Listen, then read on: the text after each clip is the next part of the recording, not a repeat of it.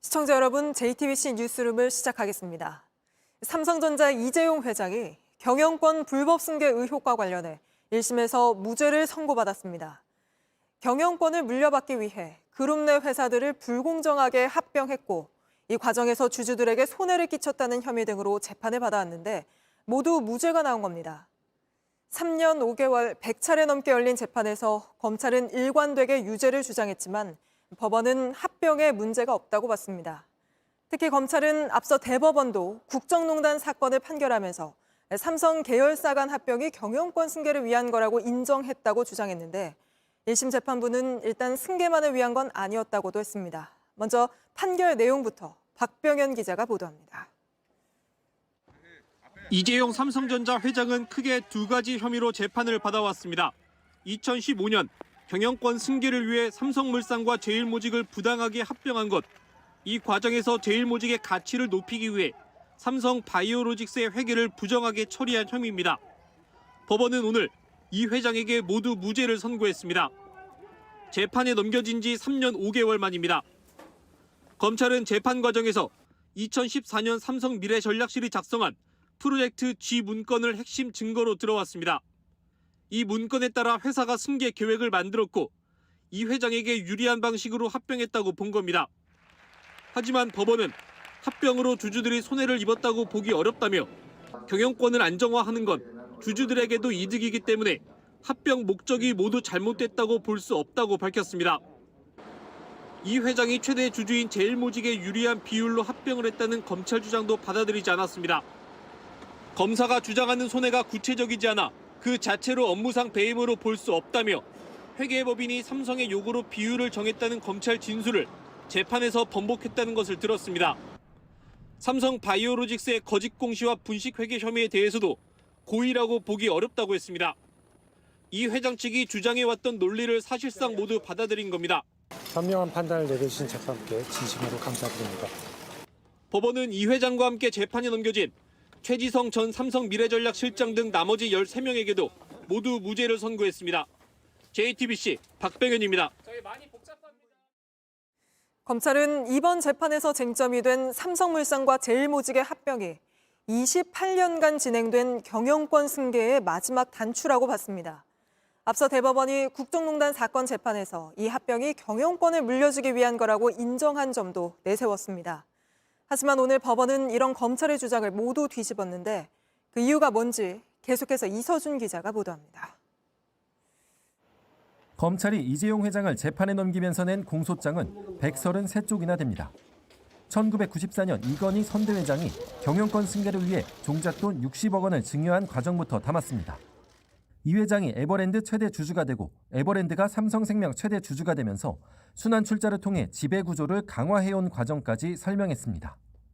그렇게 이어진 경영권 승계의 완성판이 삼성물산과 제일모직의 합병이라는 겁니다. 검찰은 약탈적인 합병으로 공짜로 경영권을 승계하는 등 삼성식 반칙의 초격차를 보여줬다며 이 회장에 대해 징역 5년을 구형했습니다. 앞서 대법원도 국정농단 사건 재판에서 두 회사 합병은 경영권 승계를 위해서였다고 판단했습니다. 이재용의 지배권 강화라는 뚜렷한 목적을 갖고 조직적으로 승계 작업을 진행하였음을 알 수 있습니다. 1심 법원은 문제가 없다고 판결했습니다. 대법원이 불법성이 있다고 판단한 건 아니라면서 경영권 승계가 합병의 유일한 목적도 아니었고 사업상의 판단도 있었다고도 봤습니다. 이번 사건은 윤석열 대통령, 한동훈 국민의힘 비대위원장, 이복현 금융감독원장이 검사 시절에 수사하고 재판에 넘겼습니다. 검찰은 판결문을 검토하는 대로 항소 여부를 결정하겠다는 입장을 내놨습니다. JTBC 이서준입니다. 오는 4월 국회의원 선거 땐 또다시 비례대표 의석을 차지하기 위한 위성 정당들이 마구 쏟아질 걸로 보입니다.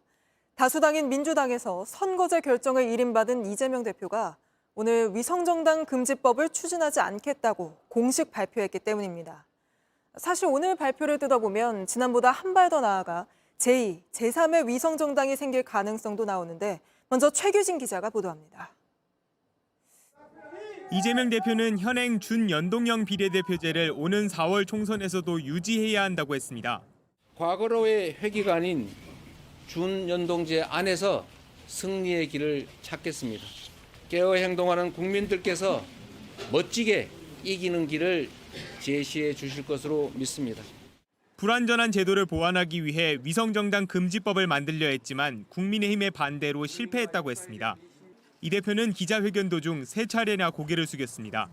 결국 위성정당에 준하는 준위성정당을 창당하게 된 점을 깊이 사과드립니다.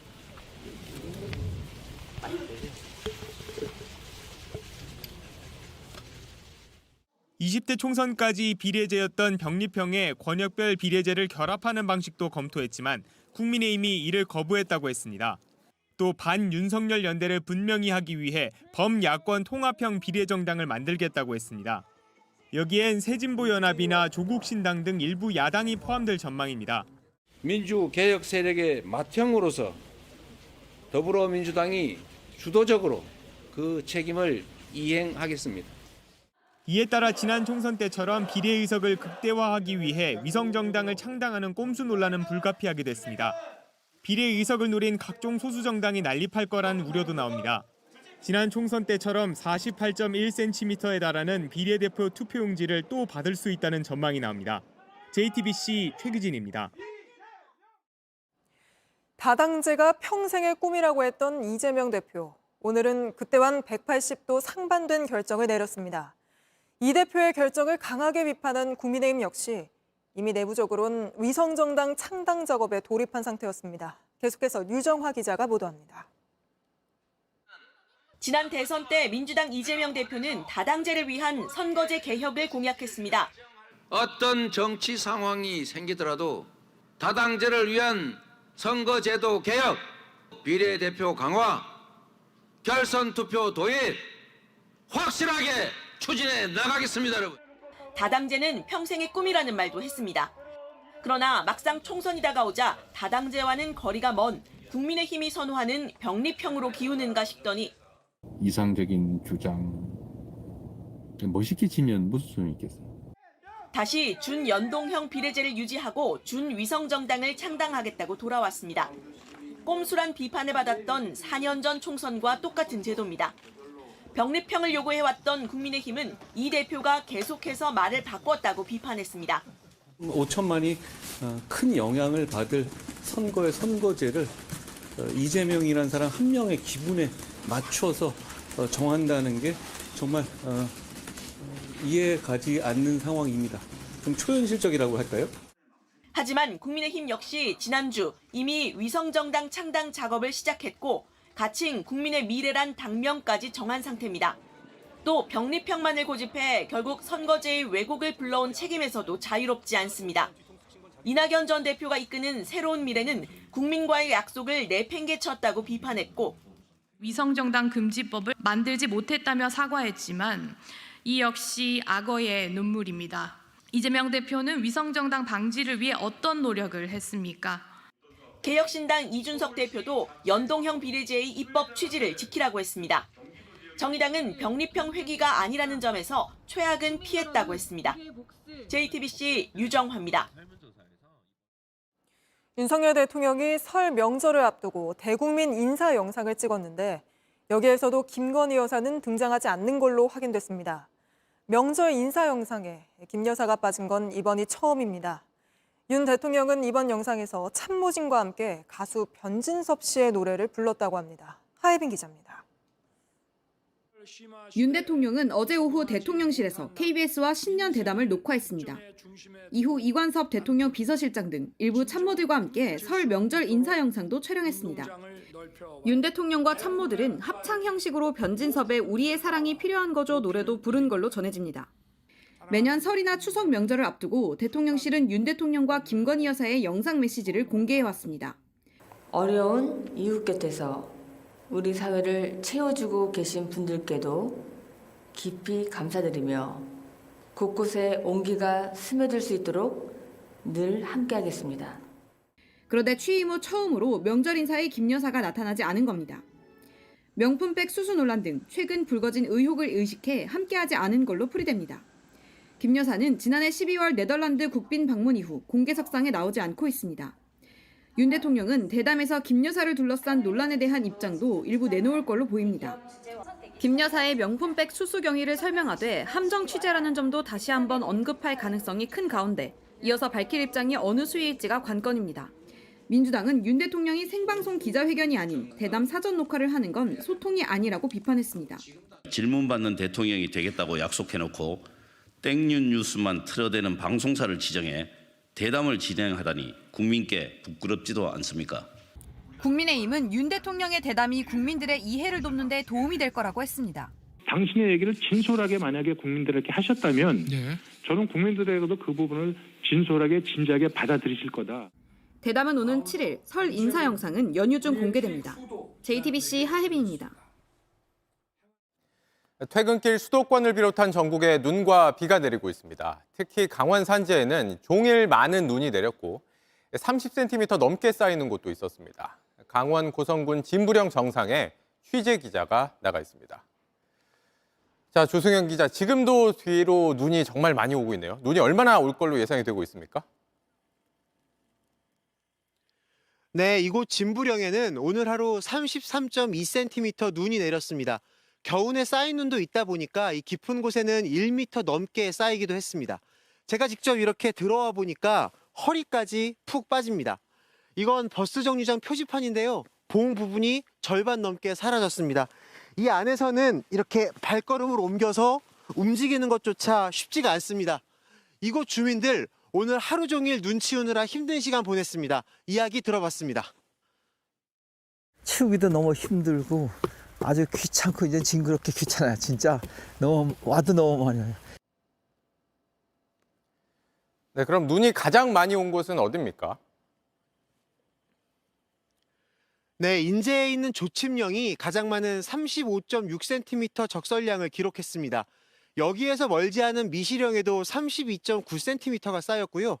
삼척 도계읍 32.1cm 등 강원 높은 산지에는 30cm 안팎의 많은 눈이 쏟아졌습니다.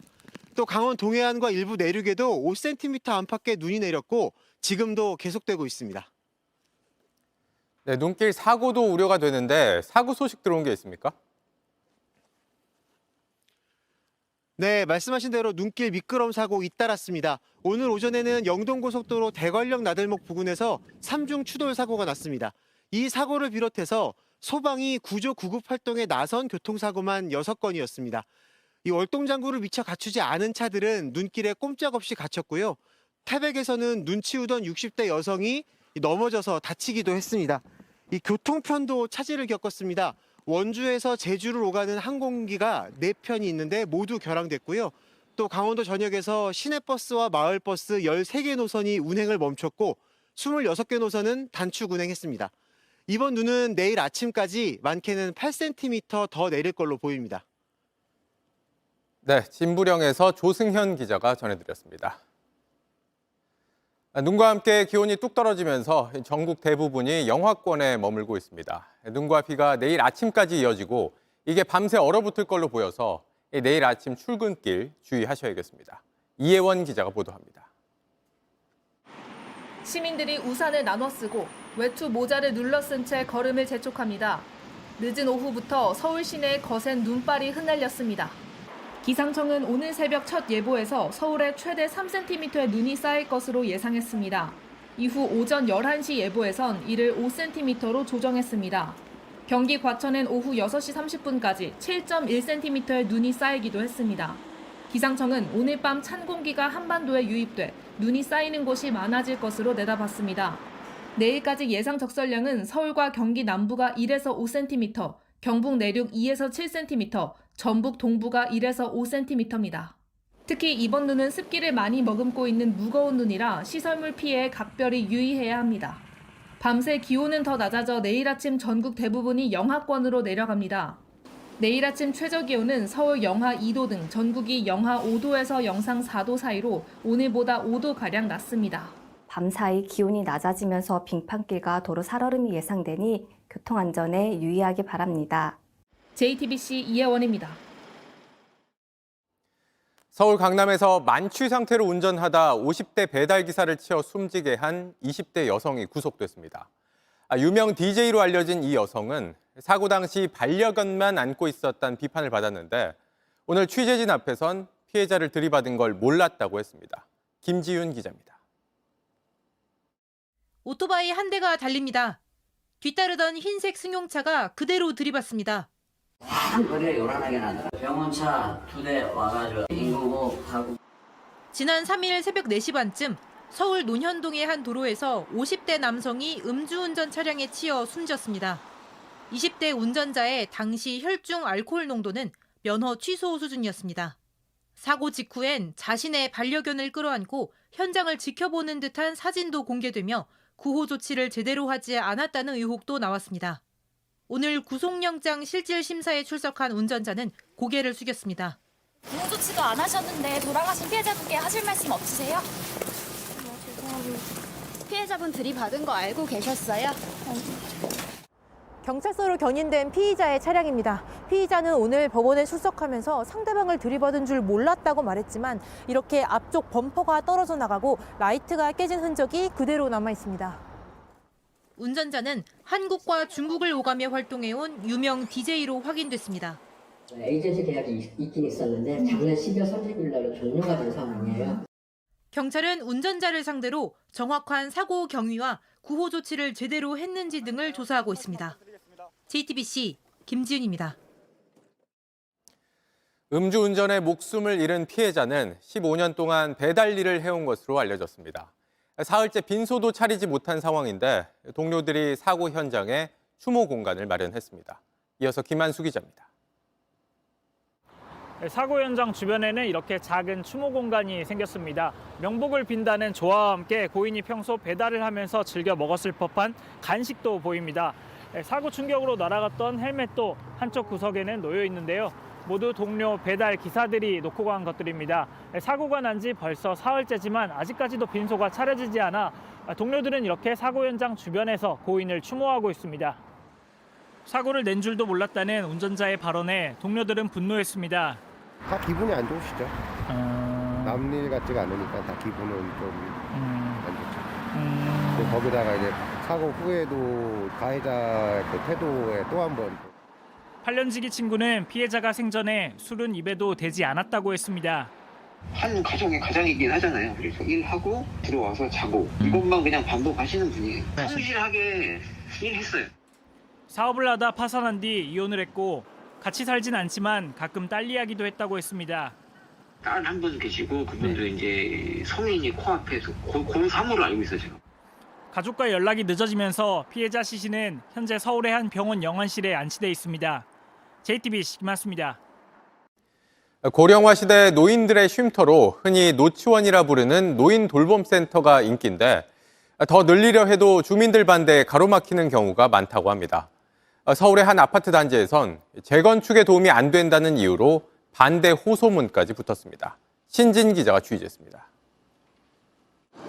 60층 이상 초고층 재건축을 추진 중인 여의도 시범 아파트입니다.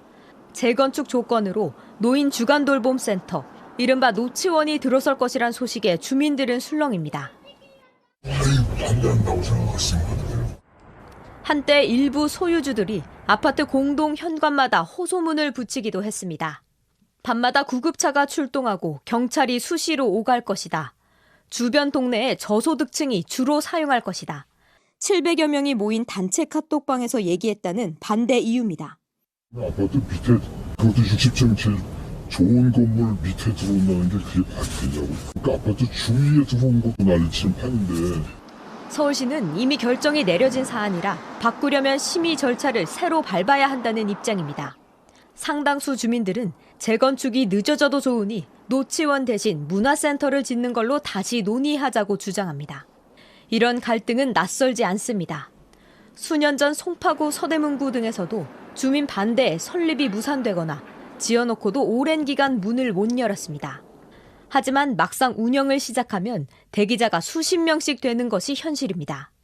서울 시내 노인 주간 보호센터는 총 468곳, 1만 4천여 명이 이용할 수 있습니다. 지난해 서울시 65세 이상 노인 인구는 170만 명을 넘어섰습니다. JTBC 신진입니다. 노치원을 둘러싼 갈등이 오해에서 비롯됐다는 지적도 나옵니다. 노치원을 주로 저소득층이 이용한다거나 노치원 때문에 야간에 구급차가 수시로 오가게 될 거라는 게 주민들 주장인데 이게 맞는 얘기인지 계속해서 신진 기자가 짚어드립니다.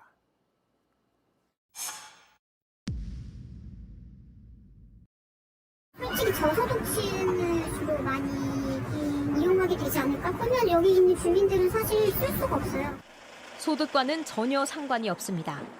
노인성 질환이나 치매로 장기 요양 등급을 받은 65세 이상이면 누구나 다닐 수 있습니다. 우리가 매달 내는 건강보험료에는 장기 요양 보험료가 포함되어 있기 때문입니다. 돈이 많든 적든 누구나 병원에 가면 의료보험 혜택을 받는 것과 같은 개념입니다. 안녕하세요. 천천히 내려오실게요, 어르신. 센터에서 아침마다 데리러 와 오후에는 귀가시킵니다. 간호사가 건강 상태를 점검하는 것으로 일과를 시작하고 무료하지 않게 다양한 일정이 이어집니다. 오후에 꼭 1시간씩 미술 그리는 게 난 좋더라고. 집에 있는 것보다 재밌지. 친구를 만들고 고민 상담도 합니다. 기다릴 때까지 서울대학교까지 보내고 얼마나 잘하셨어요. 고맙습니다. 이 얘기 많이 해주세요, 따님한테. 우리 딸 사랑한다 이렇게. 말 그대로 노인들의 유치원입니다.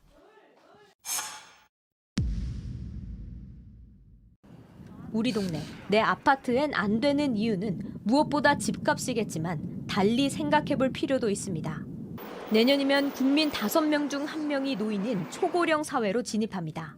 초고령 사회에서는 이런 데이케어 센터나 장기요양 시설들이 있는 곳으로 집을 찾는 그런 경향이 앞으로 되지 않을까.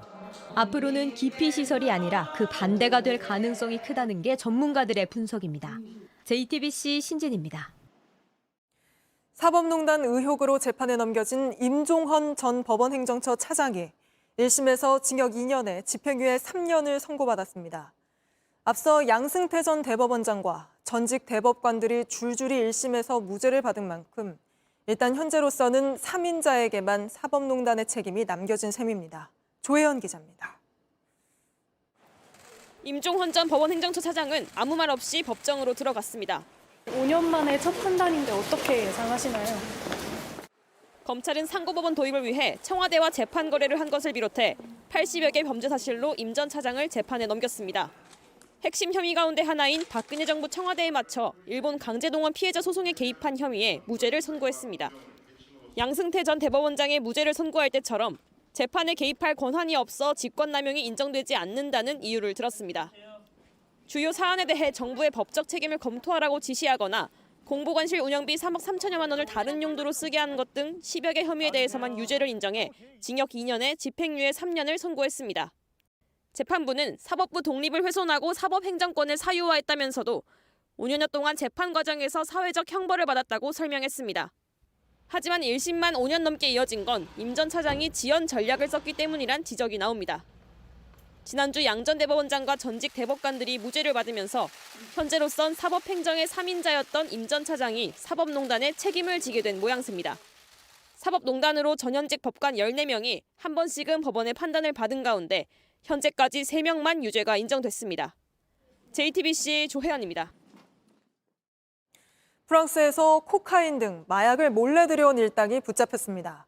마약을 야산에 파묻고 수사관이 들이닥치자 건물 외벽을 타며 도망치기도 했지만 결국 법정에 서게 됐습니다. 정혜성 기자입니다. 난간을 밟고 선 남성은 외벽을 타고 올라갑니다. 옆걸음으로 몸을 옮기다 에어컨 실외기로 올라서고 윗집으로 들어갑니다. 마약을 보관하다 검찰이 들이닥치자 도주하는 장면입니다. 길 없는 야산에서 한 남성은 뭔가를 찾고 있습니다. 고개 숙이고 두리번거리더니 땅을 파기 시작합니다. 하얀 봉지 하나, 그리고 또 하나를 꺼내 가방에 담습니다. 이 두 남성, 마약 조직원들입니다. 프랑스에서 보내온 마약을 유통하려고 했습니다. 지난해 12월부터 국제 우편으로 코카인과 케타민 등 마약 6억 2,500만 원어치를 들여왔습니다.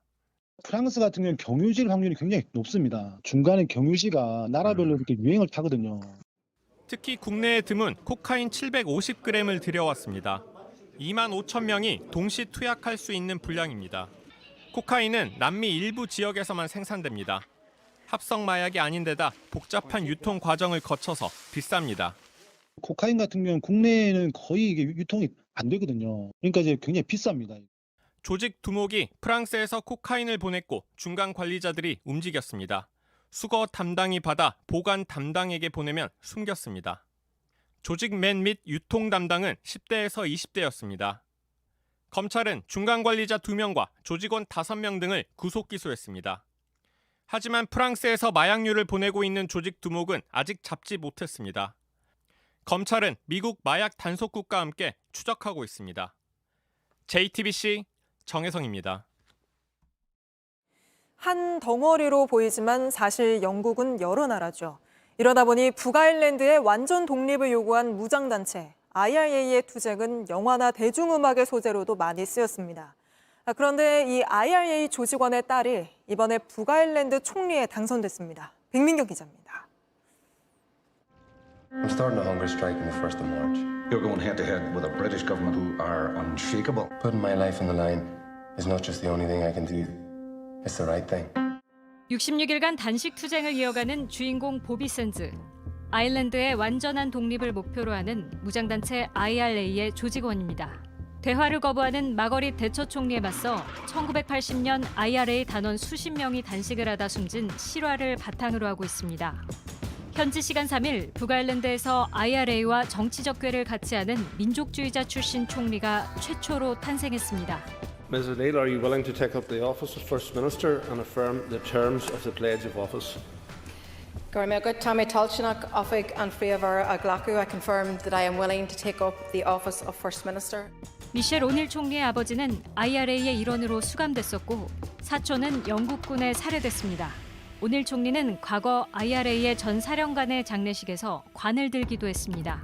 1998년 벨파스트 평화협정 이후 IRA가 무기를 내려놓고 제도권으로 들어왔지만 공동정부를 구성할 때도 실질적 총리는 친영 세력인 연합주의자들의 몫이었습니다. 이전 세대보다 평화적인 방법으로 통일을 모색해온 오닐 총리로서는 감격적인 순간입니다. Some of my parents, my grandparents' generation certainly would never have thought that a nationalist would come into the post of First Minister.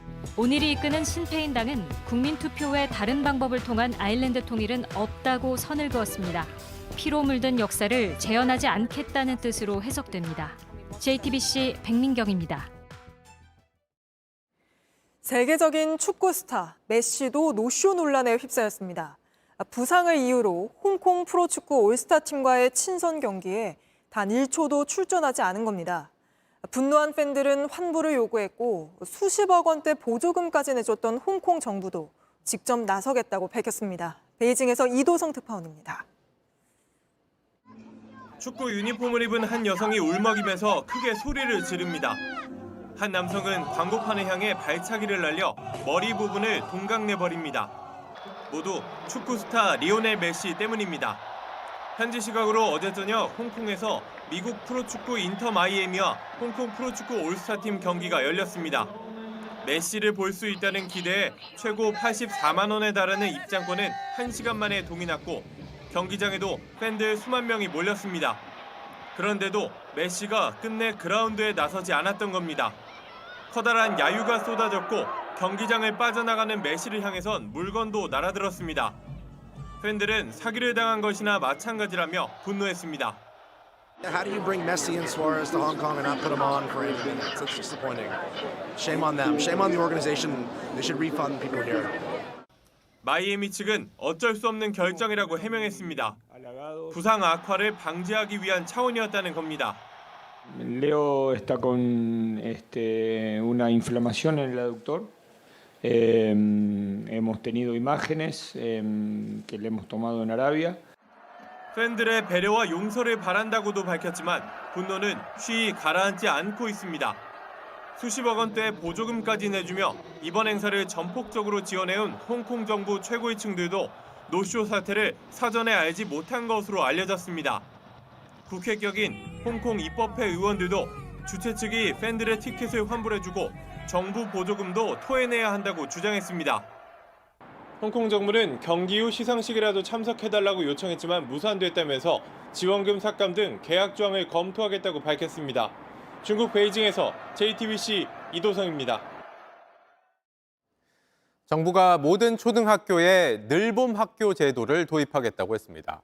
원하는 학생은 오전 7시부터 오후 8시까지 학교가 돌봐주는 건데 반기는 학부모가 많은 반면 교육 현장에선 준비가 부족해 시기상조란 우려가 나옵니다. 임예은 기자입니다.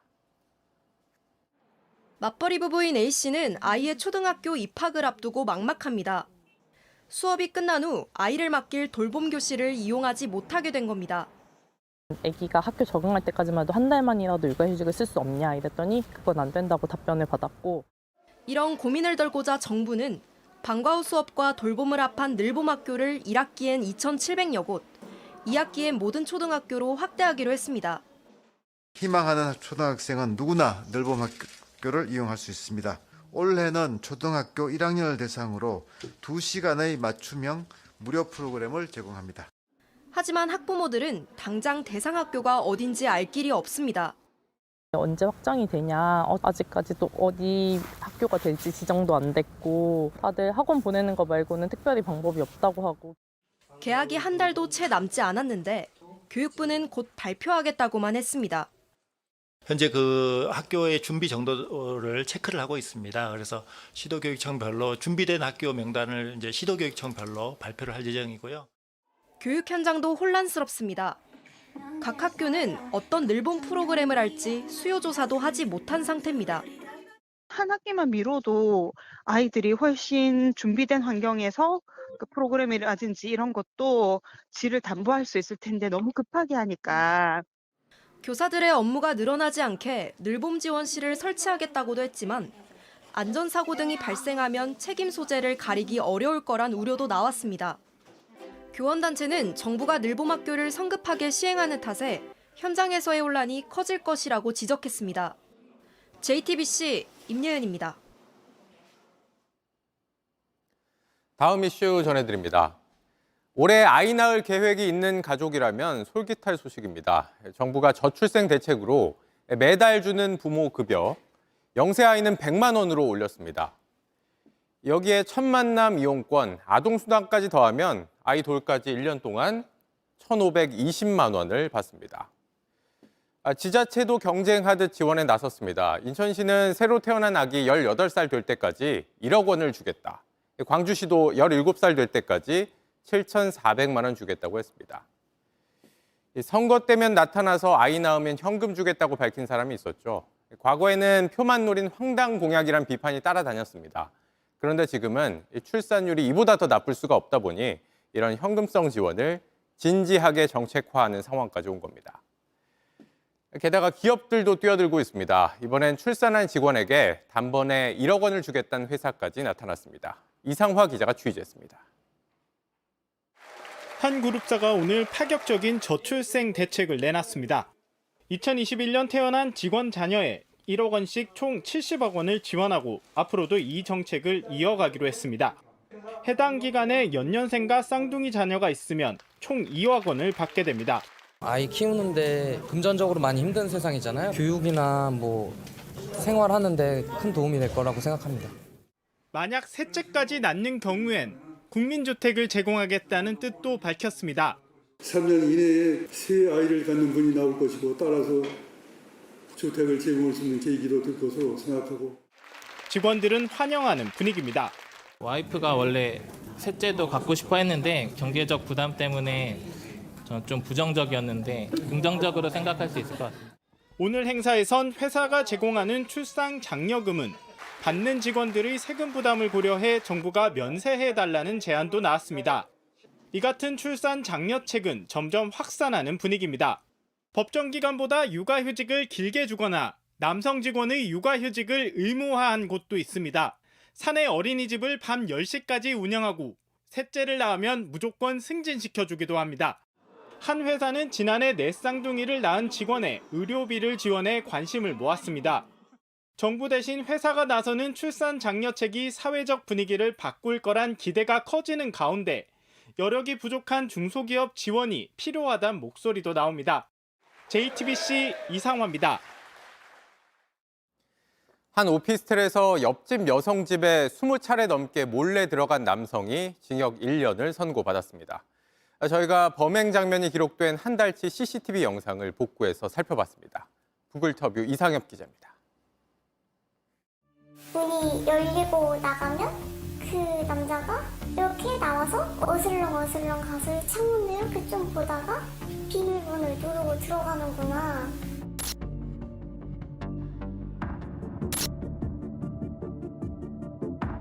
아예 핸드폰으로 이렇게 몇 번 비춰서 혹시 없어진 속옷이 있는지 한번 확인을 해보셔라 이렇게 연락을 한번 받았죠.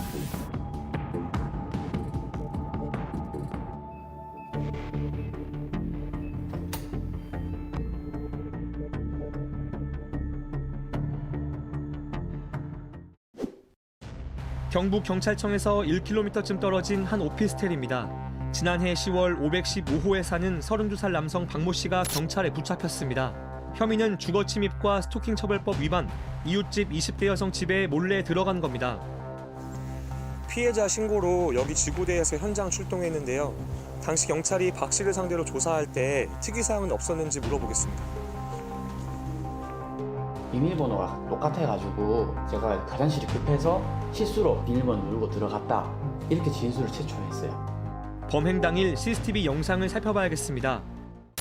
피해자가 자신의 집에서 나오자 바로 옆집에 사는 박 씨가 피해자 집으로 향합니다. 창문 틈새로 집 안을 살피더니 도어락 비밀번호를 누릅니다. 문이 열리자 집 안으로 들어갑니다. 5분 뒤 평소보다 일찍 퇴근한 피해자가 박 씨와 맞닥뜨립니다. 제가 패스워드를 눌러서 집 문을 열었는데 거기서 남자가 나오는 거예요. 자기가 화장실이 급해서 집 문이 열려 있었다 이런 식으로 얘기를 했어요. 저는 진짜 아예 일면식이 없는 그냥 완전 처음 보는 사람이니까. 옆집 남성 박 씨의 범행은 한 번뿐이었을까? 취재진이 한 달치 CCTV 영상을 복구했습니다. 범행 보름 전 박 씨가 피해자 집 앞에서 휴대전화 조명을 비춰 도어락을 확인합니다. 0에서 9까지 숫자 10자리 중 지문이 가장 많이 묻은 4자리를 찾기 위해서입니다. 하지만 비밀번호를 풀지 못합니다. 2시간 뒤 자신의 집 안에서 창문을 열고 고개를 내밉니다. 복도를 살피다 휴대전화를 창틀에 놓습니다. 다음 날 박 씨는 집 문을 열어둔 채 피해자 집으로 다시 갑니다. CCTV 사각지대를 만들었지만 피해자 집 문이 열리는 장면이 보입니다. 수차례 침입 시도 끝에 박 씨가 도어락 비밀번호를 뚫은 겁니다. 수사기관이 확인한 범행 횟수만 한 달간 31차례, 이 중 박 씨가 실제로 피해자 집안에 침입한 건 22차례나 됩니다. 박 씨는 빨래통에서 피해자가 입은 속옷 냄새를 맡는 등 성적인 목적으로 범행한 걸로 경찰 조사에서 드러났습니다. 이웃집에 여성이 혼자 산다는 건 어떻게 알았을까? 택배였습니다. 눈앞에 여성 이름이 적힌 택배를 확인한 뒤 피해자 집에 침입하기로 계획했다고 경찰은 판단했습니다. 택배를 제 이름으로 붙여서 배송을 받게 하니까 그 이후로 저는 택배 받을 때도 제 이름 안 써요. 구속 수감된 박 씨는 법원에 반성문을 4번 제출했습니다. 피해자는 박 씨와 합의하지 않았고 엄벌해달라는 탄원서를 냈습니다. 검찰은 박 씨에 대해 징역 4년을 내려달라고 했습니다. 그럼 판결은 어떻게 됐을까 법원으로 가봤습니다. 사건 2달 뒤 박 씨가 법정에 섰습니다.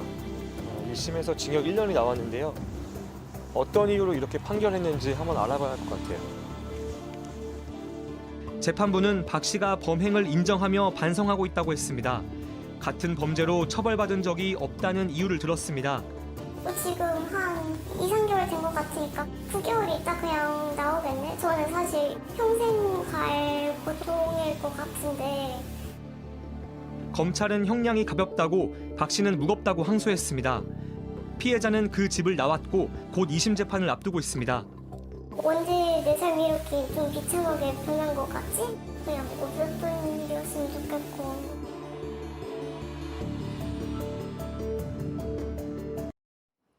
한편 호주전에서 15km 넘게 뛴 선수가 있습니다. 바로 우리 대표팀 서령우 선수의 기록인데요. 이게 가능할까 싶죠. 서령우는 아시안컵 8강전 베스트 11에도 뽑혔습니다. 홍지용 기자입니다. 전반 31분 이강인이 올려준 공을 빈 공간에 파고든 서령호가 받아서 연결합니다. 황희찬의 골은 옵사이드로 취소됐지만 호주전에서 나온 가장 멋진 장면이었습니다. 했는데 제가 그렇게 넓은 편은 아닌데 그게 좀 아쉽네요. 네. 이 장면이 주목받는 이유가 또 있습니다. 앞서 사우디아라비아와 120분의 연장전 그리고 승부차기까지 치렀지만 가장 가볍게 가장 부지런히 뛴 게 서령우였기 때문입니다. 상상을 초월할 정도의 활동량을 보여주었습니다. 서령우는 16강전에서 14.6km, 8강전에서 15.5km를 뛰었습니다. 우리 대표팀에서 가장 많이 뛴 선수였습니다. 그런데도 지치기는커녕 쌩쌩합니다. 안 지치는 비결이 뭐예요? 마시고 많이 먹어야 돼. 분주히 이곳저곳을 오가다 보니 그 부지런함 덕분에 결정적인 순간도 찾아왔습니다. 16강에서 팀을 구해낸 조규성의 동점골도 서령호가 끝까지 문전으로 파고들었기 때문에 가능했습니다.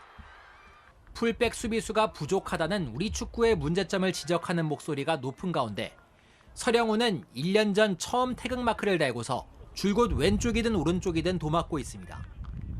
아시안컵에서는 주로 왼쪽에 나섰던 서령호는 김진수가 부상에서 돌아오면서 요르단전에서는 오른쪽 풀백으로 나설 가능성이 커졌습니다. JTBC 홍종입니다. 아시아를 넘어 세계를 넘보겠다던 일본 축구의 자랑이 아시안컵 8강 탈락으로 쏙 들어갔습니다. 일본 축구협회가 감독을 바꾸진 않겠다고 했지만 책임을 물어야 한다는 비판이 이어집니다. 귀국길에 반성은 하지만 후회하진 않는다고 한 모리아스 감독의 말까지 일본 팬들의 분노가 사그라들지 않고 있습니다. 패배 원인도 계속 찾고 있는데요. 한 일본 언론은 대표팀에 유럽파 선수들이 많아서 동기부여가 안 됐다고 분석했습니다. 지더라도 곧장 소속팀으로 돌아가 경기를 뛰면 되니 아시안컵에 절실한 마음이 없었다. 뭐 이런 겁니다. 일본 축구의 혼란은 언제쯤 가라앉을까요? 직접 두 눈으로 봐야 믿을 수 있을 것 같아서 왔습니다. 처음에 좀 이게 가짜뉴스인가 하고 저도 놀란데 이 정도일 줄은 몰랐습니다. 오늘 인천공항이 아주 시끌벅적했죠. 정말 린가드가 팬들 앞에서 손을 흔들며 입국했습니다. 잉글랜드 프리미어리그 명문 맨체스터 유나이티드 출신으로 K리그에 온다는 소식에 반신반의한 팬들이 가득 몰려들었는데요. 왜 한국으로 올까? 모두의 관심사죠. 이제 FC 서울 입단 절차를 마무리하고 사흘 뒤 기자회견을 한다는데 그때는 그 이유를 밝힐까요? 흐린 하늘 속 전국 곳곳에 비와 눈이 뒤섞여 내리고 있습니다. 레이더 영상 보시면 커다란 눈비구름대가 전국을 뒤덮고 있는데요. 경기 북동부와 강원을 중심으로는 시간당 1에서 3cm 안팎의 강한 눈이 집중되고 있습니다. 눈이 내리는 지역은 눈발도 점점 더 강해지고 있습니다. 이미 많은 눈이 소복히 쌓인 강원 영동은 물론 일부 영남 지역과 수도권까지 대설특보가 확대됐습니다. 이번 눈은 습기를 가득 머금고 있어서 무거운 눈이 되겠습니다. 내일까지 강원 산지에 최고 8cm, 충북과 경북 북부에 2에서 7cm, 그 밖의 곳곳에도 1에서 5cm의 눈이 예상되고요. 눈발과 함께 전국에 5에서 최고 10mm의 비도 내리겠습니다. 내일도 눈과 비가 내리면서 가시거리가 매우 짧아지겠고요. 강풍특보가 내려진 동해안과 남해안, 제주는 바람도 강하게 불겠습니다. 눈과 함께 밤사이 기온이 떨어지면서 일부 지역은 영하권도 예상됩니다. 내일 아침 서울 영하 2도, 강릉 영하 3도, 대전 0도로 쌀쌀하겠고요. 낮 기온은 서울 5도, 청주, 전주 6도, 부산은 9도까지 오르겠습니다. 이번 주도 큰 추위 걱정은 없겠고요. 맑은 날씨 속 예년 이맘때의 겨울 날씨 보이겠습니다. 날씨였습니다. 뉴스룸 저희가 준비한 소식은 여기까지입니다. 시청해주신 여러분 고맙습니다.